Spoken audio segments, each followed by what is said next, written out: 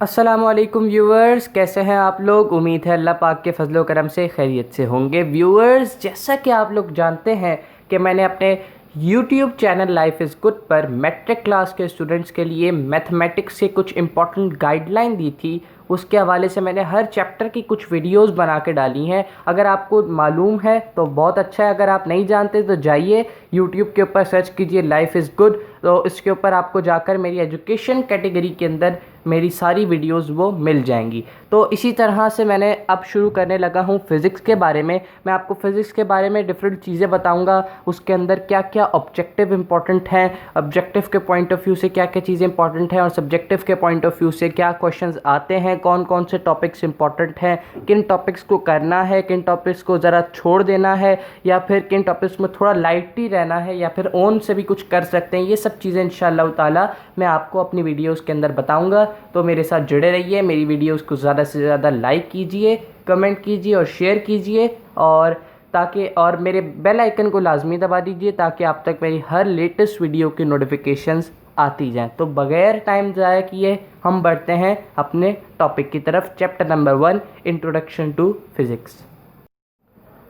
बिस्मिल्लाहिर्रहमानिर्रहीम। व्यूवर्स, अपनी बुक खोल लीजिए, पेज नंबर 1, और इस पे देखिए कि यहाँ पर कुछ डेफिनेशन आपके सामने लिखी है।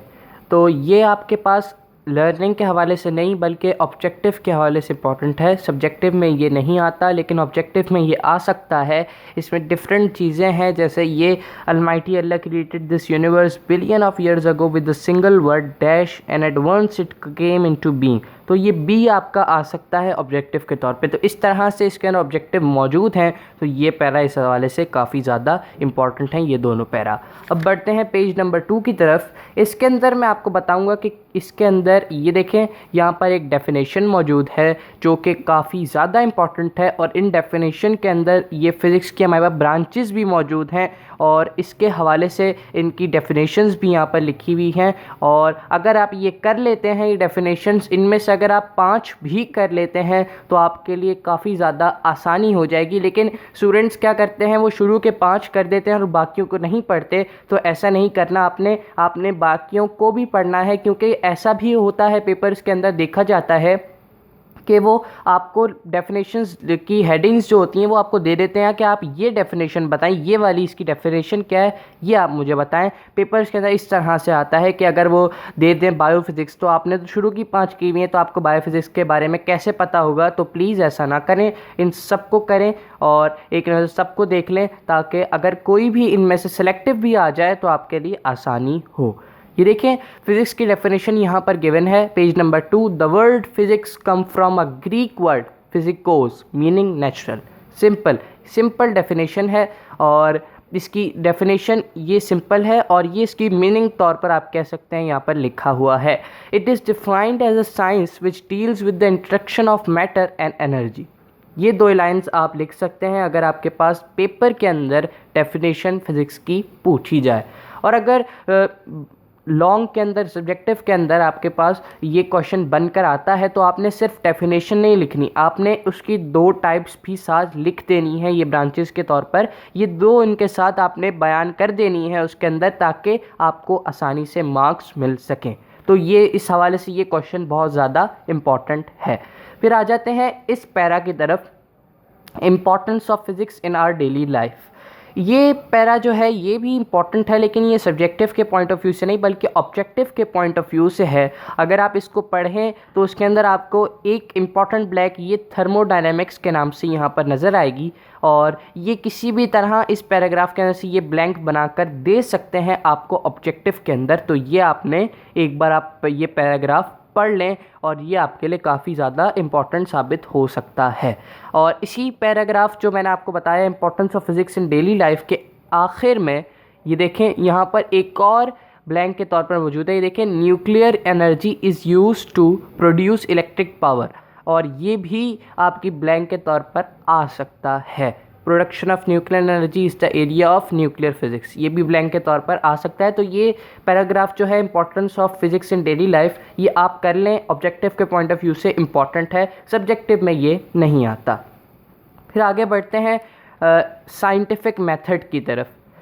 साइंटिफिक मेथड के अंदर आप आप देख रहे हैं कि ये सिंपल आपको ऐसा लग रहा होगा कि ये पैराग्राफ है, इसके अंदर कुछ इंपॉर्टेंट नहीं है, ना ये हेडिंग वाइज लिखा हुआ है, तो ऐसा नहीं है, ये काफ़ी ज़्यादा इम्पॉर्टेंट है। ये ऑब्जेक्टिव के तौर पर भी आ सकता है, ये सब्जेक्टिव के तौर पर भी आ सकता है।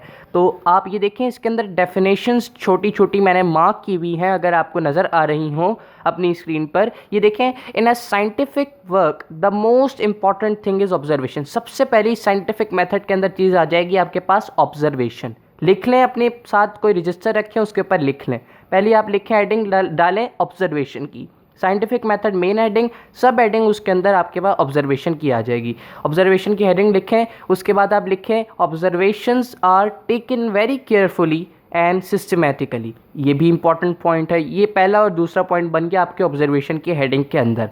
अब आप दें मेन इसकी डेफिनेशन जो ऑब्जर्वेशन की है वो लिखी हुई है यहाँ पर। In this way all possible information are gathered about a physical phenomena under investigation. Keeping these observation in a mind, a scientist makes some hypothesis।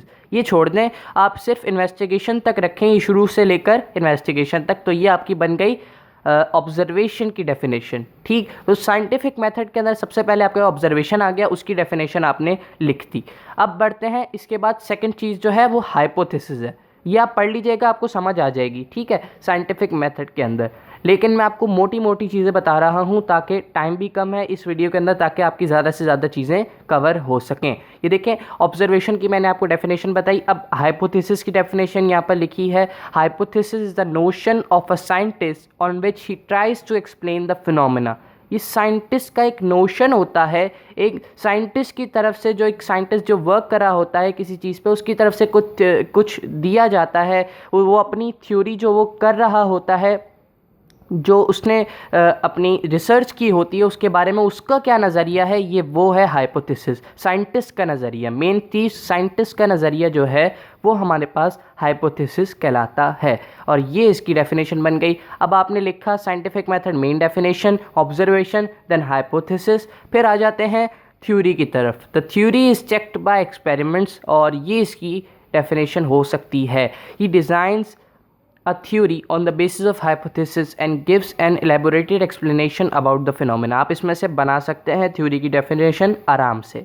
फिर आ जाते हैं एक्सपेरिमेंट की तरफ। तो experiment are design to test this theory. Theory आपने बताई, theory की डेफिनेशन, उसके बाद आपने एक्सपेरिमेंट की डेफिनेशन लिखनी है। तो उसके अंदर आप लिख सकते हैं कि थ्योरी जो एक्सपेरिमेंट होता है वो दरअसल थ्योरी को चेक करने के लिए, टेस्ट करने के लिए डिज़ाइन किया जाता है। ये आपकी सिंपल डेफिनेशन एक्सपेरिमेंट की हो गई। फिर आ जाते हैं लॉ भी एक लॉ की डेफिनेशन भी आपके पास बन जाएगी, और ये डेफिनेशन होगी the law is such A statement regarding the behaviour of nature which explain the observations and experiments of the past and can predict about the aspects of nature।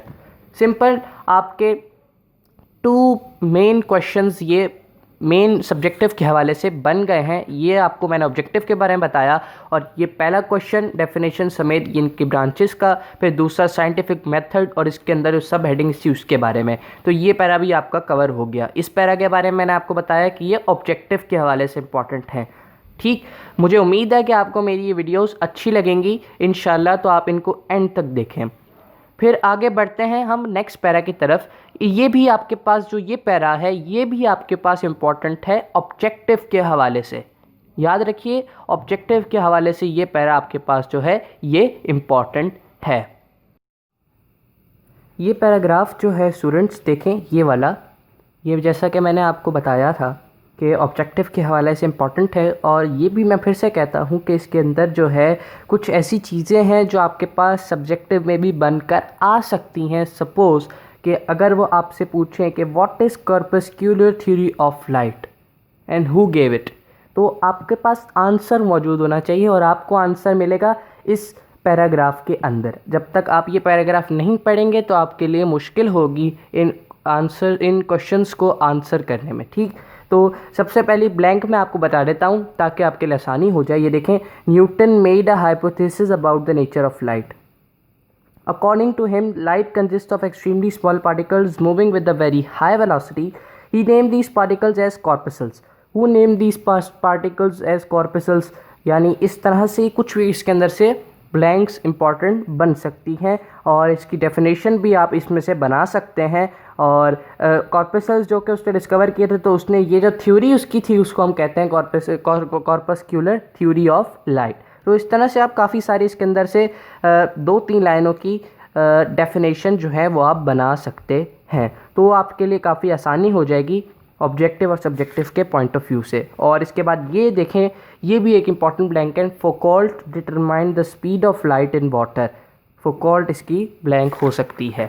तो ये काफ़ी सारी चीज़ें हैं जिनको आपको देखना पड़ेगा बुक के अंदर, और जब तक आप नहीं देखेंगे तो एग्ज़ाम्स के अंदर ये आ सकते हैं और आपके लिए काफ़ी मुश्किल भी हो सकती है।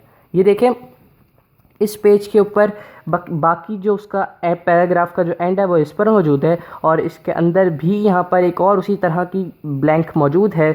वो था कॉर्पस्क्यूलर थ्योरी, और ये है क्वांटम थ्योरी ऑफ लाइट, और ये दी थी आइंस्टाइन ने। तो ये भी आ सकता है, इसको भी एक नज़र देख लें, ऑब्जेक्टिव के हवाले से ये भी इम्पॉर्टेंट है। फिर आ जाते हैं एरर्स एंड एक्यूरेसी पर। एरर्स एंड एक्यूरेसी एक ऐसा टॉपिक है जो पिछले कई सालों से हमारे 10 ईयर्स को आप देख लें उठाकर, उसके अंदर भी इसके क्वेश्चंस बनकर आए हैं। और अब एरर्स जो होते हैं वो कितने टाइप के होते हैं? वो होते हैं 3 टाइप के एरर्स। ठीक, अगर आप ये करें कि आप ये लिखें डेफिनेशंस और इनके साथ इनकी एक छोटी सी एग्जांपल भी अगर दे दें तो आपके लिए काफ़ी ज़्यादा आसानी हो जाएगी इन मार्क्स गेन करने में इस टॉपिक के हवाले से। ठीक, तो कुछ कभी कभार ऐसा करते हैं कि पेपर्स के अंदर के वो सिंपल ये पूछते हैं कि पर्सनल एरर क्या है, सिस्टमेटिक एरर क्या है, रैंडम एरर क्या है। कभी वो ऐसा करते हैं कि सिंपल एरर की डेफिनेशन पूछते हैं। तो जब आपको सिंपल सब्जेक्टिव में सेक्शन बी के अंदर आपके पास अगर सिंपल एरर का क्वेश्चन आता है तो आपने करना ये है, आपने एरर की डेफिनेशन लिखकर, ठीक है, प्रॉपर जो आपको इसके अंदर डेफिनेशन लगे वो आपने नोट डाउन करके याद करके लिख देनी है। ठीक है, उसके बाद आपने करना ये है, उसके अंदर आपने इसके एरर की टाइप्स भी बयान करनी है। आपने उसके नाम लिख दें आप टाइप्स के, और अगर हो सके तो एक एक 9 भी उसके आगे लिख दें, तो आपके लिए काफ़ी आसानी हो जाएगी मार्क्स गेन करने में बोर्ड के पेपर्स के अंदर। ये थी इस पैराग्राफ के अंदर चीज़ें इम्पॉर्टेंट। अब बढ़ते हैं आगे और आगे चलते हैं। इसके अंदर ये एक टॉपिक आता है आयात का। ये आयात का जो टॉपिक है ये क्वेश्चंस की सूरत में नहीं बल्कि हमारे पास आता है लेकिन बहुत ज़्यादा कम, और ये ऑब्जेक्टिव की सूरत में आता है।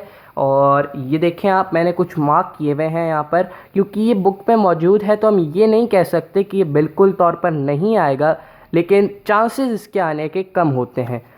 तो आप इसको एक नज़र देख लें अगर ऑब्जेक्टिव के हवाले से, तो आपके लिए काफ़ी ज़्यादा आसानी हो जाएगी। ये पैराग्राफ इन सब के अंदर ये इम्पॉर्टेंट है इसके अंदर, क्योंकि काफ़ी सारे ये देखें काफ़ी सारी हदीस यहाँ पर मौजूद हैं। अब बढ़ते हैं नेक्स्ट पैरा की तरफ, contribution of Muslim and Pakistani scientist. अब जो मेन क्वेश्चन है, 3 क्वेश्चंस दरअसल इसके अंदर मेन है। सबसे पहला मैंने आपको फिज़िक्स और उसकी ब्रांचेस के बारे में बताया, उसके बाद साइंटिफिक मेथड और उसके अंदर जो आपके पास डेफिनेशन सब हेडिंग्स हैं उनके बारे में बताया, वो हो गया इंपॉर्टेंट। और जो तीसरे नंबर पर जो इम्पॉर्टेंट चीज़ है, एरर्स एंड एक्यूरेसी इंपॉर्टेंट है, लेकिन जो मेन टॉपिक तीसरे नंबर पर है वो आ जाता है इन साइंटिस्ट के बारे में। जी, ये साइंटिस्ट। अब आपको करना ये है, स्टूडेंट सोच रहे होंगे यार ये क्या कह रहे हैं, ये तो इतना ज़्यादा लिखा हुआ है, हम कैसे इसमें से ढूंढेंगे, काफ़ी ज़्यादा मुश्किल होगी। तो बिल्कुल ना घबराएं, मैं आपको आसान बिल्कुल तरीका समझा रहा हूँ। आपने करना ये है कि सबसे पहले जो देखें, सबसे पहले जो मेन चीज़ होती है ना किसी चीज़ को समझने के लिए, उसकी मेन चीज़ का सबसे पहला स्टेप ये होता है आपकी लर्निंग का कि आप उस चीज़ को पहले अच्छे तरीके से पूरा पढ़ें। आपको याद करने का कोई नहीं कह रहा कि पूरा याद करें, आप अच्छे तरीके से पूरा पढ़ें, आपको समझ खुद ही आ जाएगी। और फिर आपने सेकंड स्टेप जो आपने यूज़ करना है वो ये करना है कि आपने सेकंड स्टेप में इसके अंदर से कुछ इंपॉर्टेंट पॉइंट्स मार्क आउट कर लेने हैं।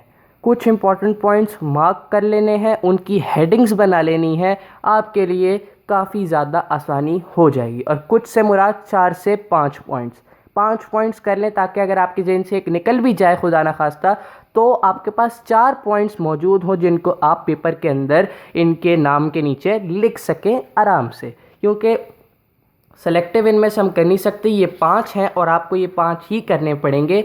और क्योंकि वो ख़ुद से ये नाम इनके दे सकते हैं कि आप इनके बारे में बताइए, इनके बारे में बताइए, तो आपको थोड़ी बहुत नॉलेज इनके बारे में होनी चाहिए। और अगर आप जैसे देखें, मैंने यहाँ पर पॉइंट्स आपकी आसानी के लिए यहाँ पर मार्क करके रखे हैं, तो ताकि आपके लिए कोई मुश्किल पेश ना है, आसानी से आप लोग ये पॉइंट्स देख सकें। ठीक, तो आपने इस तरह से इनके पॉइंट्स बनाने हैं तो आपके लिए काफ़ी ज़्यादा आसानी हो जाएगी। मुझे लग रहा है कि मेरी वीडियो बहुत ज़्यादा लंबी हो गई है, लेकिन ये अगर आप ये चैप्टर की मेरी वीडियो देखते हैं तो आपके लिए काफ़ी ज़्यादा आसानी हो जाएगी अपने सिलेबस जो है उसको कवर अप करने के लिए। तो ये डॉक्टर अब्दुल कदीर ख़ान इसके बाद 5वें साइंटिस्ट हैं। इनके बारे में भी आपने इसी तरह पॉइंट्स बनाने हैं और 4 से 5 पॉइंट्स बनाकर आप कर सकते हैं। फिर एक चीज़ आती है, ये लास्ट में टॉपिक को फिर ख़त्म करते हैं, ये ऑब्जेक्टिव आता है यहाँ पर, ये भी आपने करना है। इसके अंदर से भी हमारे पास कुछ ना कुछ ब्लैंक्स बनकर आ जाती हैं या फिर यही एज इट इज़ आ जाती हैं। आपके स्कूल के पेपर्स के अंदर भी देखिएगा ये ब्लैंक्स आएंगी। ठीक, तो इनको भी आपने लाजमी करना है। मुझे उम्मीद है कि आपको मेरी ये वीडियोज़ अच्छी लगती होंगी। प्लीज़ मेरी वीडियो को ज़्यादा से ज़्यादा शेयर कीजिए और मेरे चैनल को सब्सक्राइब कीजिए, जाकर बेल आइकन को प्रेस कीजिए ताकि आप तक मेरी लेटेस्ट वीडियोज़ की नोटिफिकेशन आती जाए। आप सबका बहुत बहुत शुक्रिया। अल्लाह हाफ़िज़।